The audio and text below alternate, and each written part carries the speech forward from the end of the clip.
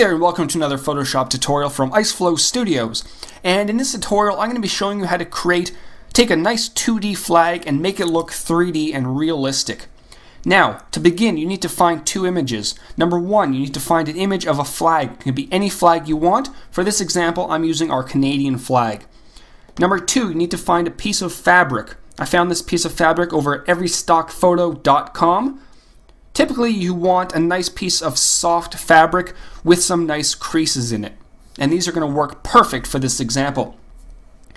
Now before we begin, we need to fix some image sizes a little bit. Obviously both of these images are different sizes, but we need to make them the same size. So this is how we're going to do it.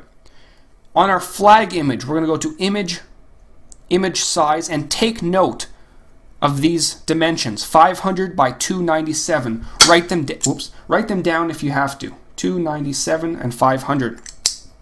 So this is how we're going to do this. On our piece of fabric, we're going to go to image size, and set the width to 500. You'll notice that the height is off. We're going to fix that. Click OK. Now to fix the height, we're going to go to our crop tool, and at the top we actually have the option to set the dimensions of our cropped area. So we're going to set the dimensions to 500 by 297. Now obviously depending on the size of your flag image, your crop dimensions may be different. And once you have those dimensions set in, just drag out an area just like this, and you'll notice that it's constraining the proportions. And once you get to the end, press enter. So now if we go into image size, we have the exact same settings that our flag image is at. So we're good to go. So what we're going to do to our fabric image to prepare it, we're going to first take out the color. So to do that, we're going to go to image adjustments and then desaturate. And as you can see, it's taken out all the color from the image. So this piece of fabric is ready to go. What we're going to do, we're going to actually save it to our computer.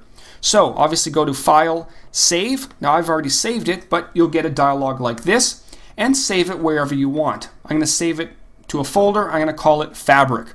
Click on Save. Click OK, and we're ready to go. So in our flag image, what we're going to do, we're going to go to Filter, Distort, and then click on the Displace button. And that's going to bring up this dialog box. Now we're going to enter these settings: 10, 10, stretch to fit, and wrap around. Click OK, and now it's going to ask you to locate the fabric image. So we're going to click on this right here, click OK, and you'll notice it's done something funky to our image, but it doesn't really look like anything. It doesn't look 3D, it doesn't look terrible. This is what we're going to do. Back in our fabric image, we're going to drag the fabric layer to our flag document and place it right over top of our flag. That's why it's very important to have the same image dimensions.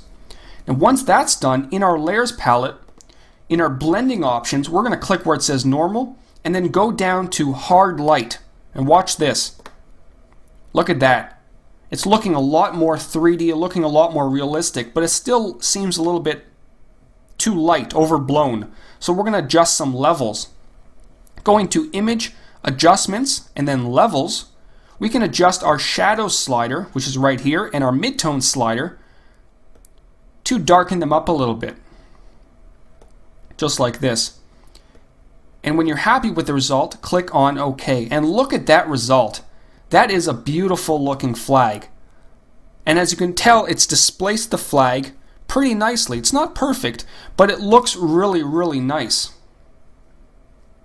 So that's it. You can use any flag you want, any piece of fabric you want. Just make sure that the image dimensions on both images are the same. Make sure you desaturate the image. It's very important when dealing with displacements. So that's about it. Very, very simple and very, very effective.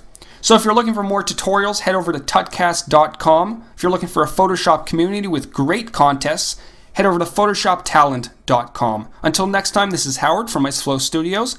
Take care.